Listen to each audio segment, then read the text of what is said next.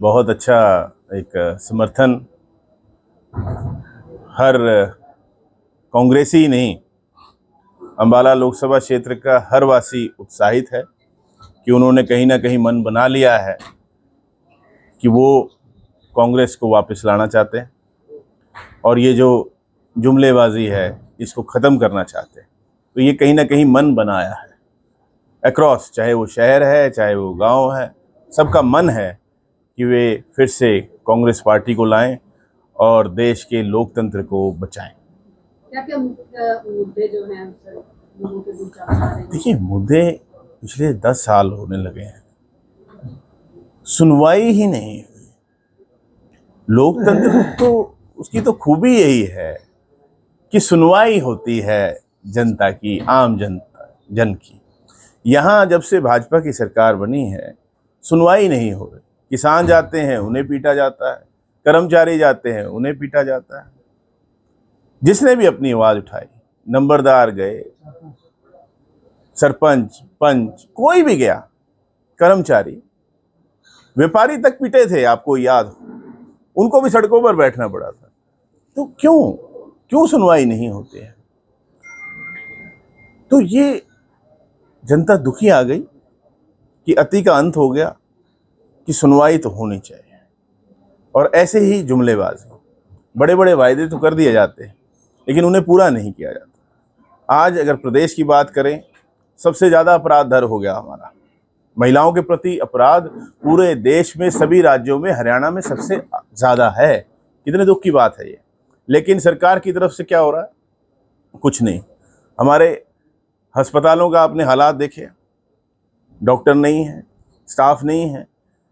बार बार कहने के बाद भी हालात वहीं के वहीं खड़े हैं। मैंने बार बार विधानसभा में आवाज़ उठाई, सवाल लगाए कि पहले कितनी वैकेंसी थी, आज कितनी वैकेंसी।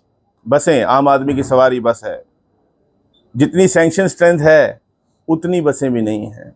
जितनी 2014 के अंदर कांग्रेस की सरकार में बसें चलती थी, हुड्डा साहब मुख्यमंत्री थे उस समय, उतनी भी आज 2024 में बसें नहीं चलती। जनसंख्या हमारी बड़ी होगी, स्कूल बंद किए जा रहे, स्कूलों में समय पे पुस्तकें नहीं मिलती, समय पे वजीफे नहीं मिलते।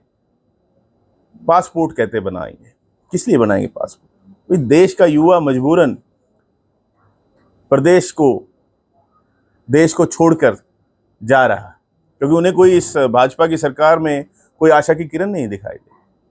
नशा कितना बढ़ गया आपके सामने है, कितना नशा बढ़ गया। युवा दिशाहीन है, अपराध बढ़ गया, इतनी महंगाई बढ़ी। पर किसी भी मुद्दे पर आज तक भारतीय जनता पार्टी, उनके नेता कभी बोले नहीं। ध्यान भटकाने की बात होती है, कभी जाति पर, कभी धर्म पर। मैं आपसे पूछना चाहता हूं, हो सकता है मैं गलत हूं, ये जो चुनाव है ये किसी जातीय समुदाय का, किसी धार्मिक संगठन का नहीं है। उनके अपने चुनाव होते हैं, अलग अलग धर्मों के प्रतिनिधि चुने जाते हैं, जातीय संगठन भी बनते हैं। लेकिन ये तो चुनाव है देश की सरकार बनाने का। उन मुद्दों पर बात होनी चाहिए। पर दुख की बात है कि भाजपा कभी भी इन मुद्दों पर बात ही नहीं करती और इसीलिए जनता ने कहीं ना कहीं मन बना लिया कि जुमलेबाजी अब बहुत हो गई।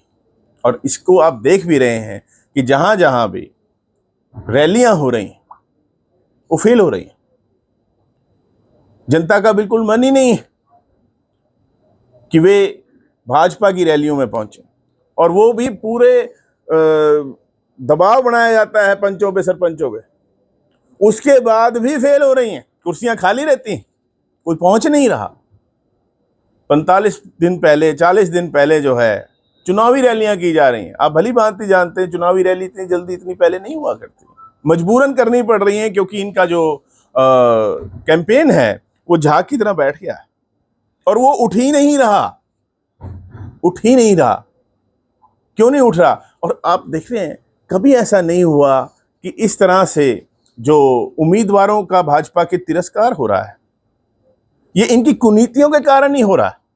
और ये बात तो एक तरह से एडमिशन हुआ है भाजपा के केंद्रीय नेतृत्व के द्वारा जिन्होंने ये चेहरे बदले हैं हरियाणा की सरकार के अंदर।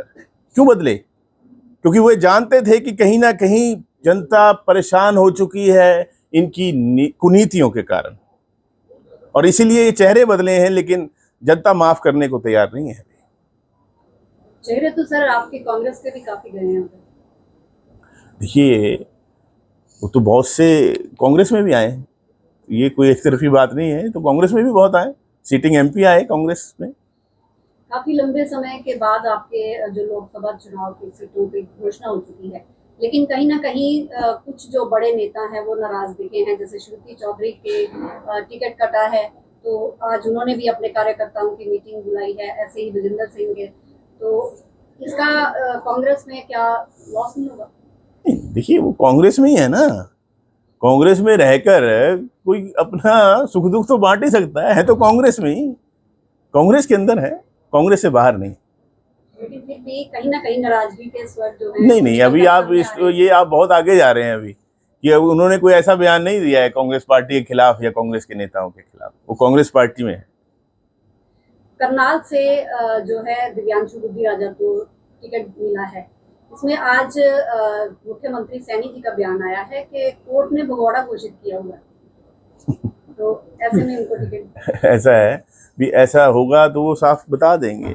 वो तो इससे ये पता चलता है कि देखिए, मुख्यमंत्री जी को भी कांग्रेस के उम्मीदवारों की चर्चा करनी पड़ रही है। क्यों करनी पड़ रही है? कांग्रेस पार्टी ने उम्मीदवार तो अपनी पार्टी के दिए हैं।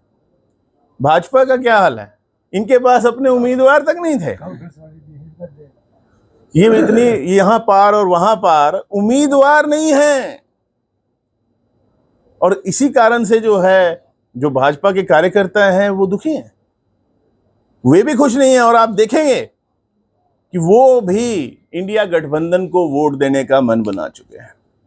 हरियाणा में कितनी सीटें जीत रहे हैं? इंडिया गठबंधन 10 में से 10 जीतेगा। में नहीं आए जबकि सारे आए हैं।